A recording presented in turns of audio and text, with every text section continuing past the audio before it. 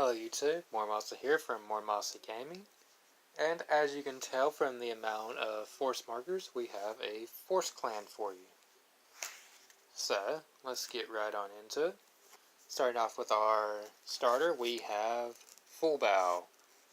Like all of our other starters from our previous videos, it has the ability of, when rode upon, draw a card.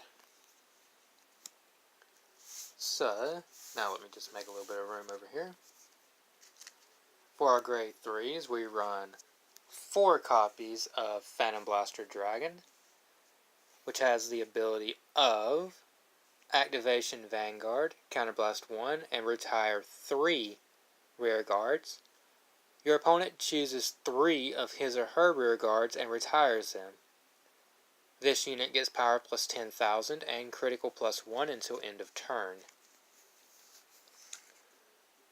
Also, it has the ability of, if your opponent has 4 or less cards in his or her damage, and no rear guards, you can counterblast 1. You can soul blast 1 grade 3, sorry about that, and deal 1 damage to your opponent's vanguard.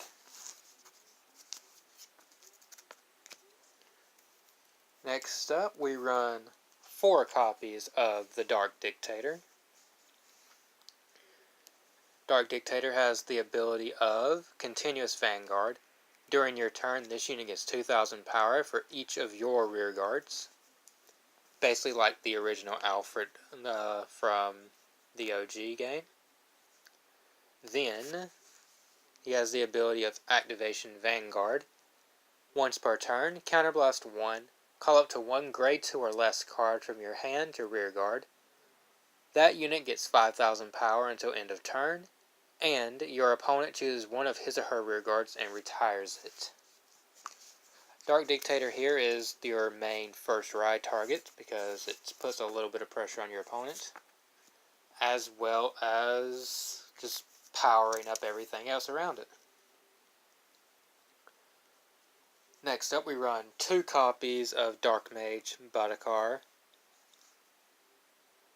This unit has the ability of Activation Vanguard Rearguard once per turn, Soul Blast 1, look at the top card of your deck and call it to rearguard, or put it into the drop zone. If you called it, that unit gets 5,000 power until end of turn, and at the end of that turn, retire that unit. Basically, you're going to always want to call the card regardless of what it is, because if you call a grade 3, that's 18k power at the cost of you're getting rid of it at the end of the turn, and it's 1 less attack that you can do if you don't have a full field. Even if you call a trigger with 5k power, it's still a 10k boost. Next on to the grade 2s, we run 4 copies of Blaster Dark, which has the ability of Auto Vanguard Rearguard. When placed, Counterblast 1, your opponent chooses 1 of his or her rear guards and retires it. Sad that this card does not let us choose, but it is what it is. Secondly, it has the Act Vanguard only, once per turn.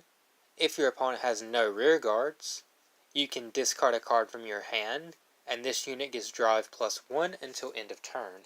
So basically a grade 2 that has twin drive is very OP in certain situations, especially when you pull a double trigger. Next up, we run 4 copies of Darkness Maiden Mecha, or Mecha, depending on who you watch that pronounces it.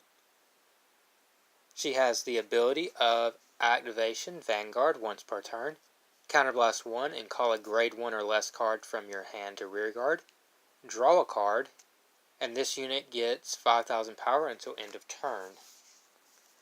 She makes some very interesting combos with some of our grade 1 choices. Lastly, for our grade 2s, we run 2 copies of Tragic Knight Katabet.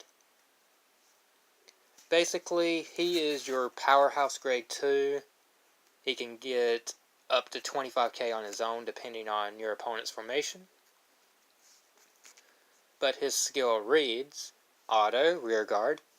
When it attacks a Vanguard, this unit gets 3000 power until end of that battle for each Rearguard you have more than your opponent. So if your opponent has 4 Rearguards and you have 5, he only gets 3000 power. However, if you have 5 Rearguards and your opponent has 0 Rearguards, he gains 15,000 power. Throw a couple force markers his way and he's very OP to deal with and very hard to get rid of at times. Next on to the grade 1s, we run 4 copies of Black Sage Charn with the skill of Auto, Rearguard.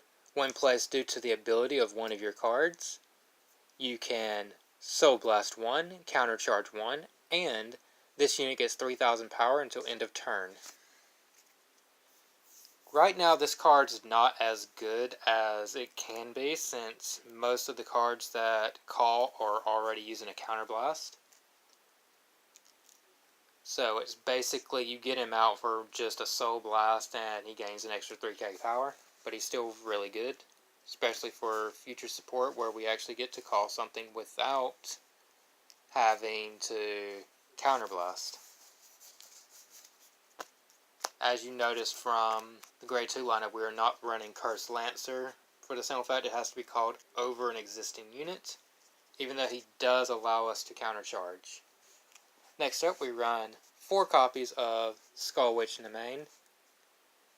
She has the ability to basically search herself out with the skill that reads Act, Rearguard only.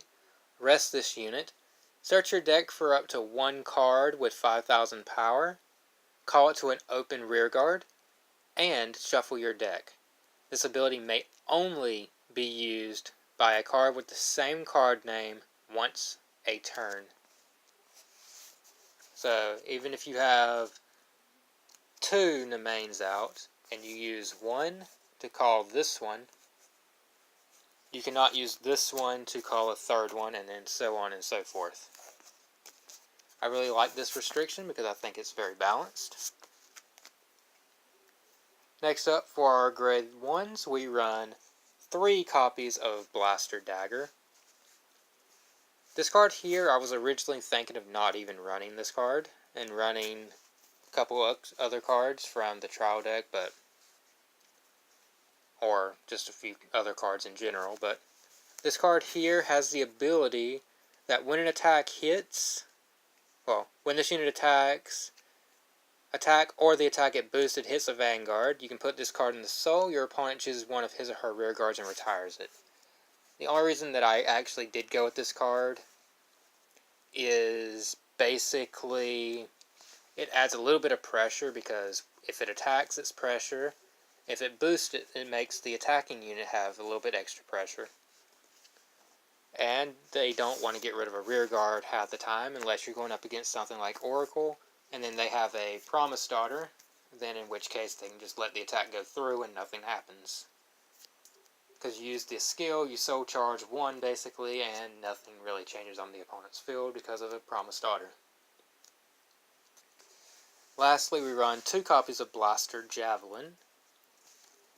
Blaster Javelin has the ability that says, when placed, if you have 2 or more grade 1 or less rear guards, which this should say if you have 1 or more rear guards, grade 1 rear guards, since it did get eroded, you can counterblast 1 and draw a card, and this unit gets 3000 power until end of turn. Next up, for our grade 0s, we run 4 copies of Maclear, our draw PG. We run 4 copies of Dark Side Trumpeter, 4 copies of Death Feather Eagle to make it a crit, and then we run 4 copies of Abyss Healer for our heal triggers.